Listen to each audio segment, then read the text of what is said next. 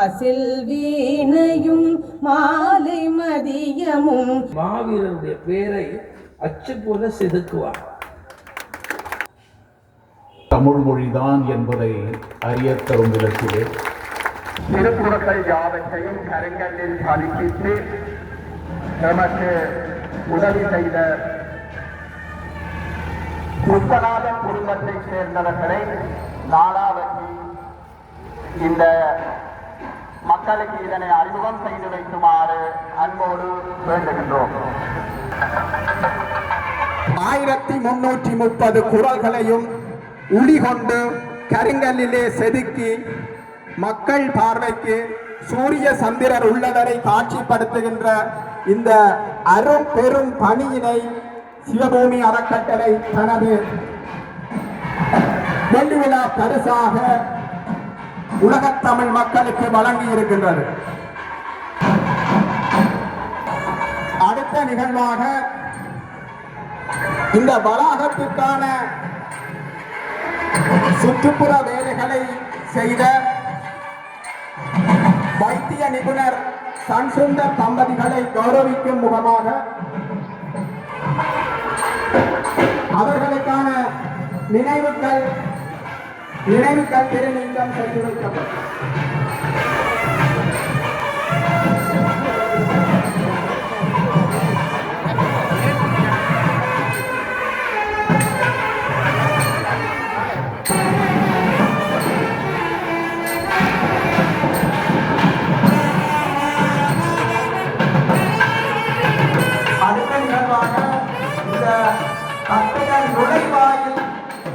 நுழைவாயிலை அன்பளிப்பு செய்த திரு கானா உதயகுமார்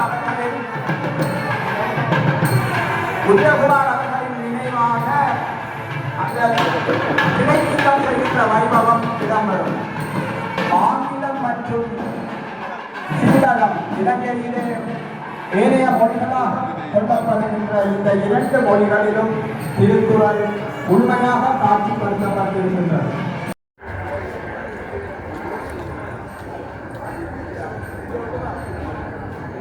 ஆய்வுக்காக வருபவர்களுக்கும் பார்வையாளர்களுக்கும் என பிரத்யேகமாக நலசல கூடங்களும் அங்கே அமைக்கப்பட்டிருப்பதுடன் உலக தரத்திலே உடல்நலம் குன்றியவர்களுக்காகவும் மாற்றுத்திறனாளிகளுக்காகவும் கூட அங்கே பிரத்யேகமான நலசல கூடம் ஒன்று அமைக்கப்பட்டிருக்கின்றன. அது மட்டுமல்லாமல் அன்பார்வை இழந்தவர்கள் திருக்குறளை கற்றுணர வேண்டும் என்பதை நோக்கமாக கொண்டு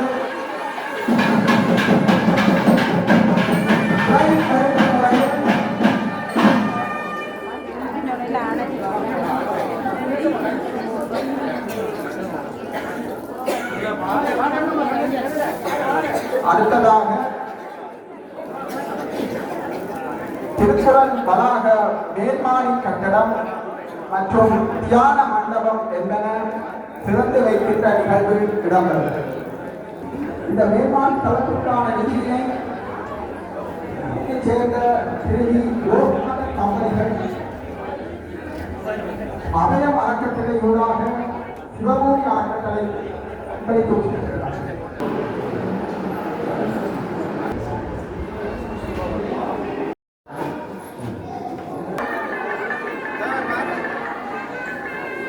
எந்நாட்டுடைய சிவனே போற்றி, எந்நாட்டவர்க்கும் இறைவா போற்றி. மாசில் வீணையும் மாலை மதியமும் மாசில் வீணையும் மாலை மதியமும் வீசு தென்றலும் வீங்கிளவேணிலும் மூசு வண்டரே பொய்கையும் போன்றதே ஈசன் எந்தை இணையடி நீழலே. இப்பொழுது ஆசிரை வழங்குவதற்காக ஆன்மீக சுடர் ரிஷி தொண்டரா சுவாமிகள் அவர்களை அன்போடு அழைக்கின்றோம். சிவபூமி அறக்கட்டளையினுடைய சகல வைபவங்களுக்கும் வருகை தந்து சிறப்பிப்பவர். அமெரிக்காவில் 35 ஆண்டுகள் ஹவாய் சைவ ஆதீனத்திலே மகான்களோடு வாழ்ந்து இன்று யாழ்ப்பாணத்திலே நிறைந்த பணிகளாற்றி கொண்டிருக்கின்ற ஆன்மீக சுடர் ரிஷி தொண்டநாத சுவாமிகள் அவர்களை ஆசியுரை வழங்குமாறு அன்போடு அழைக்கிறேன்.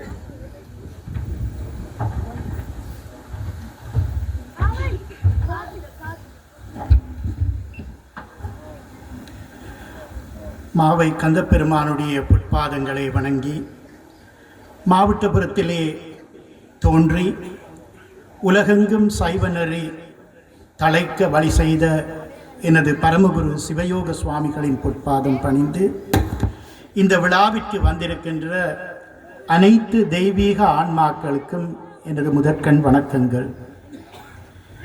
சிவபூமி அறக்கட்டளை தோன்றிய காலம் இந்த மண்ணிலே யுத்தம் உச்ச கட்டத்திலே இருந்தது.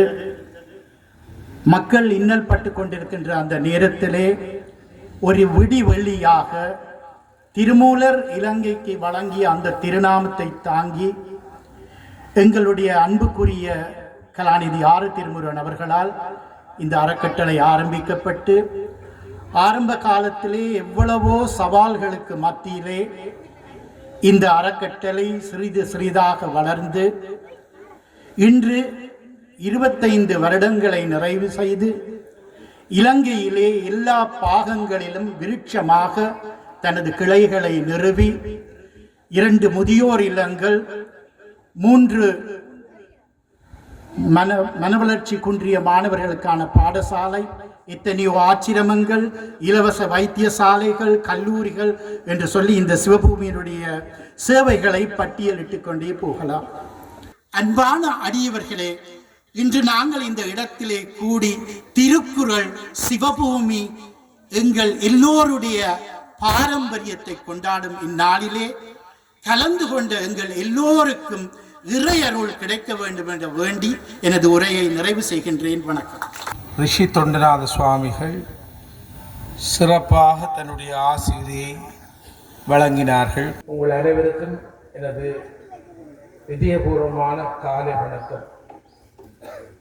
சிவபூமி அறக்கட்டளையினுடைய வெள்ளி விழாவும் திருக்குறள் வளாக திறப்பு விழாவையும் ஒன்றாக கொண்டாடுகின்ற பாக்கியம் கடவுள் நமக்கு தந்தார். இன்று இந்த மகத்தான விழாவுக்கு பல ஊர்களிலிருந்து, வெளிநாட்டிலிருந்து இவ்வளவு பெருந்திரளாக தொடங்குகின்ற நேரத்திலேயே நீங்கள் எல்லாம் வருகை தந்திருப்பதை இட்டு நான் மிக்க மகிழ்ச்சி அடைகிறேன். இந்த விழாவுக்கு பிரதம அதிதியாக ஒருவரை அழைக்க வேண்டும். யாரை அழைக்கலாம் என்று நான் சிந்தித்த வேளை, நான் இணையதளத்திலே இந்தியாவிலே ஒரு மகாநாட்டிலே கண்டிருக்கிறேன். ஆனால் அது ஒரு சிறிய உரை பிரதம விருந்தினர் ஆற்றினார். பின்பு சங்க இலக்கியத்தை பற்றி, திருக்குறளை பற்றி ஒரு சொல்லு தமிழிலே பிசகாமல் அழகான தமிழிலே ஒருவர் உரையாற்றி கொண்டிருக்கிறார். இவரை யாழ்ப்பாணத்துக்கு கொண்டு வர வேண்டும் என்று கம்பவாரதி அண்ணன் ஜெயராஜ் அவர்களுக்கு ஒரு முறை நான் சொன்னேன். ஆனால் அந்த கனவு என்னவென்றால், ஓதுவார் மூர்த்தி பாலச்சந்திரன் அவர்கள், நான் கேட்டபோது அவர் டெல்லியிலே இருக்கின்றார், அவருக்கு நிறைய வேலைப்பளுவாக இருக்கும், முயற்சி செய்வோம் என்று அவருடைய தொலைபேசியெல்லாம் ஒழுங்குபடுத்தி தந்தார்கள். உச்ச நீதிமன்றத்திலே டெல்லியிலே இருக்கின்ற இந்த பெரியவரை யாழ்ப்பாணத்தில் இந்த விழாவுக்கு நீங்கள் வர வேண்டும் என்று நான் கேட்டபோது, திருக்குறளுக்கு ஒரு வளாகம் அமைக்கிறீர்களா? நிச்சயமாக நான் வருவேன் என்றார். நிறைய வேலைப்படு, நான் முதல் நாள் வந்து அன்றே நண்பகல் நான் திரும்ப வேண்டும், அதுக்கு நீங்கள் விடை தர வேண்டும் என்று எங்களுடைய பிரதம விருந்தினர் அவர்கள் வந்திருக்கிறார்கள். உண்மையிலே பெருமைப்பட வேண்டும். 2000ஆம் ஆண்டு பிப்ரவரி மாதம் 28ஆம் தேதி இந்த சிவபூமி அறக்கட்டளை உதயமாகி இன்றைக்கு 25 வருஷம் எங்களுடைய நிர்வாகத்தில் ஒருவர் ஒரு நாளும் கோபித்தது கிடையாது. ஒரு நாளும் கூட்டத்திலே சத்தமாக பேசியது கிடையாது. என்ன செய்யலாம் என்றுதான் பேசுவோம். இன்றைக்கு அமரத்துவம் அடைந்து விட்டார் டாக்டர் குவதாசன், அதிபர் சிவாஜி, அவர் வைஸ் பிரசிடண்டாக இருந்தவர். இப்போ டாக்டர் பேரானந்த ராஜா வைஸ் பிரசிடென்ட். எல்லாம் பெரியவர்கள், பண்புடையவர்கள் எங்களுடைய நிர்வாகத்தில் இருக்கிறார்கள். இப்போ வேதநாயன் கூட எங்களுடைய நிர்வாகத்தில் இருக்கிறார், கவர்னர். அவர் இப்போ கவர்னராக இருக்கிறதால நாங்கள் கூட்டத்துக்கு கூப்பிடுவதில்லை. நீங்கள் பெரிய பதவியில் இருக்கிறீர்கள். எங்களுடைய நிர்வாகத்தில் இருக்கிறவர்கள் எல்லாருமே படித்தவர்களும் பண்புள்ளவர்களும், நான் சொல்லுவதை கேட்பவர்கள், ஒரு தலைமைத்துவத்துக்கு மதிப்பு கொடுப்பவர்கள். 25 வருஷம் சிறுவர் மனவளர்ச்சி பாடசாலை கிளிநொச்சியிலே, கோண்டாவிலே, கிளிநொச்சியிலே, கீரிமலையிலே 11 மடம் அழிக்கப்பட்டது யுத்தத்திலே. கீரிமலையிலே ஒரு மடம், கீரிமலையிலே யாத்திரியர் விடுதி, குப்புளாவிலே சித்தர்களுக்கான சிவபூமி ஞான ஆச்சிரமம். இப்படி நாங்கள் ஒவ்வொன்றாக செய்ய தொடங்கி கிளிநொச்சியிலே பாடசாலை, அடுத்தது தொல்புரத்திலே முதியோர் இல்லம், கீரிமலையில முதியோர் ஆச்சிரமம், பிறகு நாங்கள் திருவாசக அரண்மனை, அதுக்கு பிறகு சிவபூமி அரும்பொருள் காட்சியகம். மட்டக்களப்பு மக்கள் நீங்கள் எங்களுக்கு ஏதாவது செய்யுங்கள் உடனே 3000 திருமந்திரத்தையும் மட்டக்களப்பிலே கல்லிலே பொழிந்து, எத்தனை தடவை நான் மட்டக்களப்புக்கு போயிருப்பேன். 12 மணிக்கு காரில் போயிருக்க சாரதி சொல்லுவார், யானை நிற்கிது ரோட்டில், திடுக்கிட்டு போ. கடவுளே கடவுளே பிள்ளையாரே என்று யானை போனப்போ அங்கே எத்தனையோ கஷ்டங்களை வாழ்விலே சந்தித்து அங்கே இந்த பணிகள் எல்லாம் நடைபெற்று, திருக்கோணாமலையிலே கோணேஸ்வரர் கோயிலுக்கு போறவர்களுக்கு தங்க மடம் இல்லை. சுவிட்சர்லாந்து நாட்டிலே 12 நாள் தொடர் சொற்பொழிவு, தந்த பணம் அத்தனையும் சேர்த்து அங்கே திருக்கோணாமலையிலே 2 மாடி கட்டி, கீழே பாடசாலை, மேலே யாத்திரியர் விடுதி, மேலே ஒரு மொட்டை மாடி மாணவர்கள் தங்குவதற்கு. அதை கோணேஸ்வரத்துக்கு எழுதி கொடுத்தோம். திருமந்திர அரண்மனையை கொக்கட்டிச்சோலை தான்தோன்றீஸ்வரர் கோயிலுக்கு எழுதி கொடுத்தாச்சு.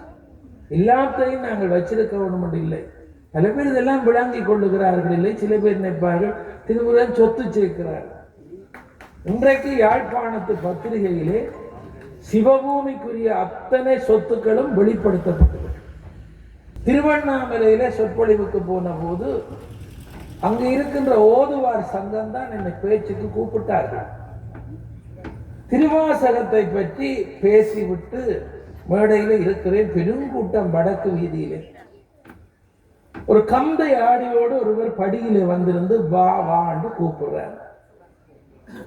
எனக்கு பக்கத்தில் இருந்த ஓதுவார் தண்டாயுதபாணி அவர்கள் சொன்னார்கள், திருவண்ணாமலையில இப்படி பைத்தியங்கள் எல்லாம் இருக்கும், கிறுக்குகள், நீங்க போகாதீங்க. எனக்கும் அவர் கூப்பிட கஷ்டமா இருந்து எழும்பி போனேன். உட்காரு என்றார் படியில. பெரிய பேராசிரியர்கள் மேடையில, நான் போய் படியில இருந்தேன்.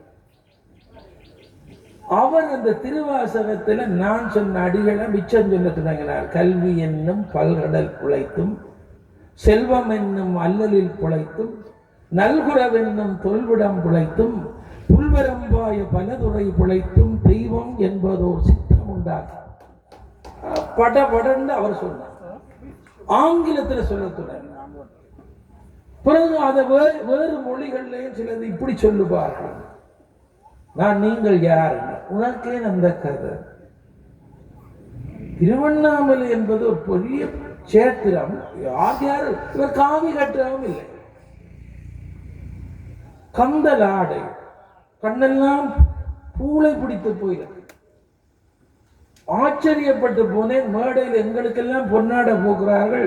போக்க வேண்டிய ஆள் கீழே இருக்கிறார். இவ்வளவு ஆழமான அறிவோடு இருக்கிறார். யார் என்றே சொல்லவில்லை.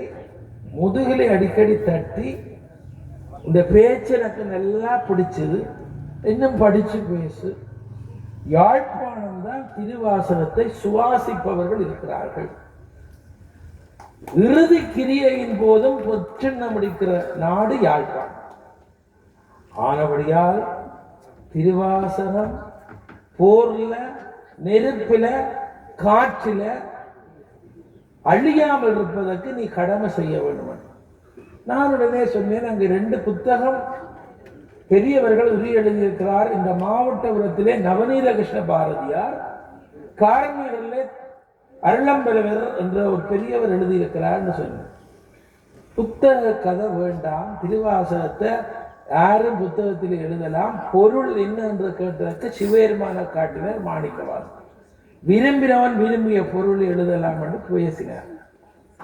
எனக்கு என்ன செய்யறேன்னு தெரியல. அப்பதான் அவர் சொன்னார், கல்லில பதிக்கிறத பற்றி சொன்னார்.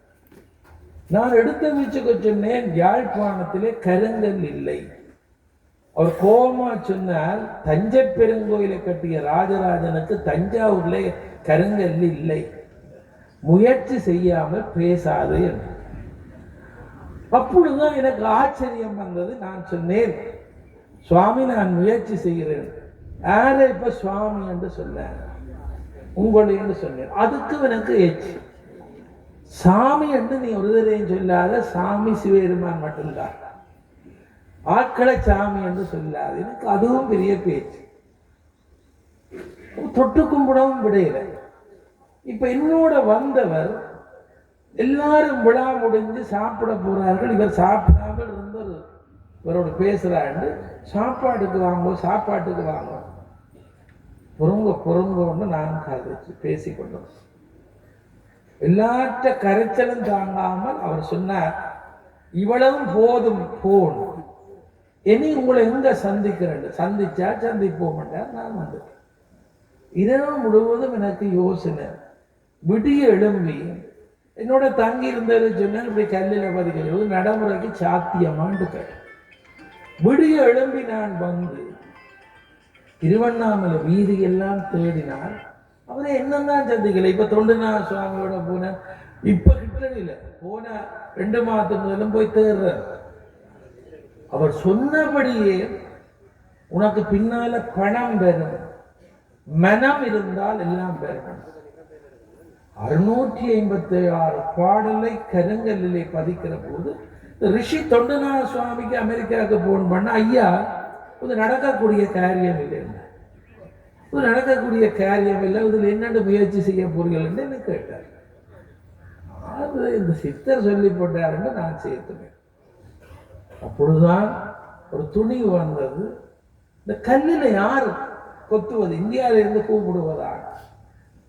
அப்பொழுதுதான் மட்டக்களப்பாலை வருகிற போது மட்டக்களப்பில் ஒரு இளைஞன் சொன்னான், போராளியாக இருந்த வினோத் என்ற ஒரு இளைஞன் கருங்கல்லிலே மாவீரருடைய பேரை அச்சு போல செதுக்குவான்.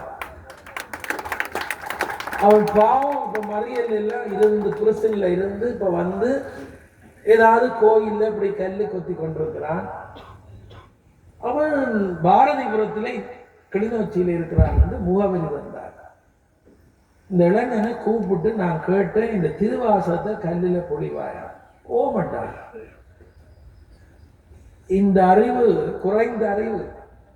அவனை நான் கேட்டேன், நீ எத்தனையாம் வகுப்பு மட்டும் படிச்சேன்? நான் வாத்தியார் தான், எனக்கு அதுதான் தோணும்.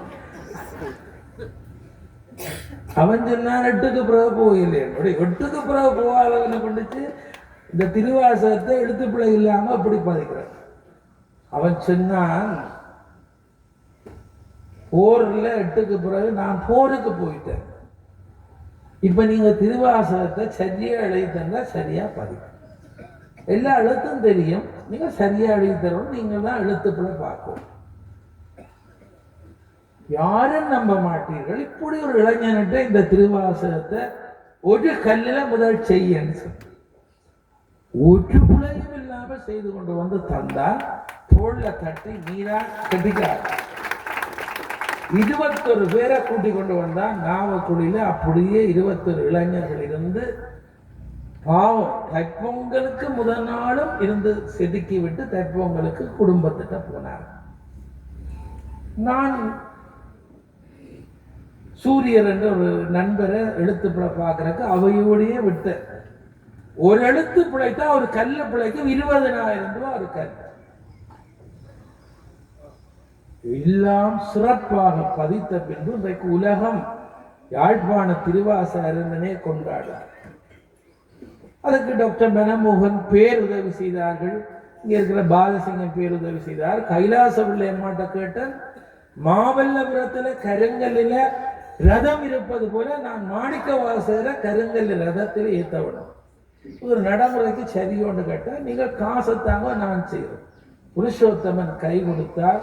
இன்றைக்கு யாழ்ப்பாணத்திலே அசையா கருங்கல்லு தேர் ஒன்றிலே மாணிக்க வாசகரை இருத்துகிற பாக்கியம் கிடைக்கும்.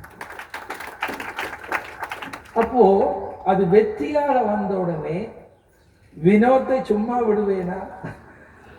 அந்த வினோத் 3000 திருமந்திரத்தை பதிக்க வேண்டும் என்று சொன்னேன், செய்தார். இன்றைக்கு மட்டக்களப்பிலே 3000 திருமந்திர பாடல்கள். ஆறாயிரத்தை அவாறுப்பின் அந்நிலையே பேராயிரத்தை திருமன்றான் திருமூலர். ஆறறிவார்ந்த அண்ணலின் பெருமையே ஆறறிவார்ந்த அகலமன் நிகழம் பேரறியா பெருஞ்சுடர் ஒன்று அதன் வேறறியாமையை விளம்புகின்றேனே. இதை மேடையிலே திருமந்திரத்தினுடைய சிறப்பு, திருமந்திரத்தை மூலர் சொன்ன சிறப்பு, அதை கல்லிலே பொழிகின்ற பாக்கியம் இந்த நாட்டில் எங்களுக்கு கிடைக்கும். அதுக்கு பிறகு நான் நித்திரை கொள்ளுவேனா? திருக்குறளையும் ஒரு நாள் ஒப்பேற்றியே ஆக வேண்டும். என்னை சார்ந்தவர்கள், என்னுடைய நிர்வாகத்தில் இருப்பவர்கள் கேட்பார்கள். என்னுடைய செயலாளர் கூட்டம் துவங்கினா சொல்லுவார், சார் சார் அவசரப்படாங்க, இப்போதை கொண்டும் வேண்டாம், அடுத்ததை பிறகு பார்ப்போம். நான் சிரிச்சு போட்டு சொல்லுவேன், இன்றைக்கு ஒரு கதை சொல்ல போவேன். இன்றைக்கு 26, 27 நிறுவனம் அப்படித்தான். இவ்வளவும் சிறப்பாக அமைந்த போதுதான் திருக்குறளுக்கு 22 வருஷத்துக்கு முதல் சிவானந்த சோதி என்று லண்டன்ல இருக்கிறவர் என்னை திருக்குறள் வள்ளுவர் கோட்டத்துக்கு கொண்டு போய் அணுவணுவாக காட்ட பார்த்து ஆச்சரியப்பட்டேன். எங்களுக்கு நாடு விடியவில்லை, இனத்துக்கு விடுதலை கிடைக்கவில்லை, எங்களுக்கு ஒன்றுமே இல்லை. ஆனால் பக்கத்தில் இருக்கிற தாய் நாடாக இருக்கிற இந்தியாவிலே வள்ளுவர் கோட்டத்தை பார்த்து கண்ணீர் விட்டேன். இப்படியெல்லாம் இருக்குது. எங்களுக்கு அடிக்கடி இடப்பெயர்வு, அடிக்கடி துன்பம். ஒவ்வொரு நாளும் பத்திரிகை எடுத்தா இத்தனை பேர் இறந்தார்கள், இத்தனை பேர் குழந்தைகள் இறந்தார்கள். இந்த செய்திக்கு மத்தியிலே நாங்கள் இப்ப திருவள்ளுவருக்கு விழா எடுக்க போகிறோம் என்று ஒரு கவலை இருந்தது. பல வருஷத்து கனவு தான். ஆனா இந்த வேளைக்கு அந்த கனவு சுமக்கிற கனவு தான் என்று நினைச்சேன். சத்தியமா சொல்றேன், சிவபூமியில 1% என்னுடைய பணம் அல்ல. எனக்கு சொற்பொழிவுக்கு அன்பளிப்பு தந்திருக்கிறார்கள், லட்சம் இல்ல கோடி தந்திருக்கிறார்கள். ஆனா அந்த சொல்லுக்கு நான் சொந்தக்காரன் அல்ல, அந்த சொற்களுக்கு நான் சொந்தக்காரன் அல்ல. பேசைக்கு ஒரு திருக்குறள், ஒரு தேவாரம், ஒரு நாலடியார் இப்படி சொன்னா அந்த சொற்களுக்கு சொந்தக்காரர் எல்லாம் விண்ணுலகத்தில் இருக்கிறார். இன்றைய பிரதம விருந்தினர் நாயகர் இப்பொழுது எங்களுடைய நீதியரசர் அவர்கள் பேசியிருக்கிறார்கள். ஒரு செய்தியை மட்டும் அதுக்கு சொல்றேன். அவரை பற்றி இணையதளங்கள்ல போய் படித்தால் இந்தியாவிலேயே ஒரு புரட்சியை செய்திருக்கிறார். அவருடைய ஒரு வழக்கு தீர்ப்பிலே தமிழ்நாட்டிலே திருக்குறள் கட்டாய பாடமாக மாணவர்களுக்கு படிப்பிக்க வேண்டும் என்ற ஒரு தீர்ப்பு வழங்கியவர் தான் எனக்கு அதிதி தகும்.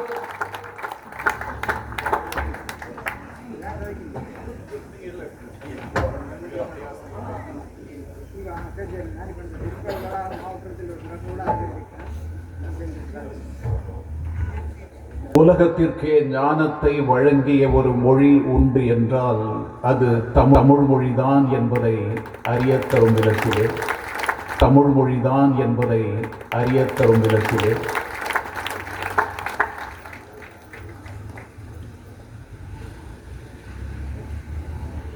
காத்தும் படைத்தும் கறந்தும் விளையாடி என்று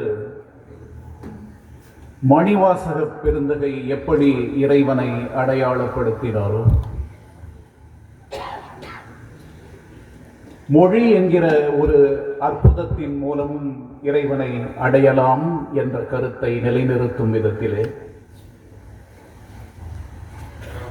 25 ஆண்டுகளை தொட்டு நிற்கக்கூடிய இந்த சிவபூமி அறக்கட்டளை யாழ் மண்ணிலே ஒரு வரலாற்றை பதிப்பிக்கும் விதத்திலே திருக்குறளுக்காக ஒரு அற்புதமான அரங்கை நிர்ணயித்து இந்த மண் உலகத்திற்கு ஒரு உன்னதமான மண்ணாக வருங்காலங்களிலே மிகச் சிறந்த விதத்திலே அறியத்தரப்படும் என்பதையும் நிறுவி இந்த நாளை ஆகச் சிறந்த நாளாக சரித்திரத்திலே புதுப்பித்த இந்த விழாவில் மொழி சார்ந்து மண் சார்ந்து நமது கலாச்சாரம் பண்பாட்டினுடைய உன்னதம் சார்ந்து நடக்கக்கூடிய இந்த விழா என்னை மிகவும் மகிழ்ச்சிப்படுத்தக்கூடிய ஒரு விழா என்று சொன்னால் அது மிகையல்ல.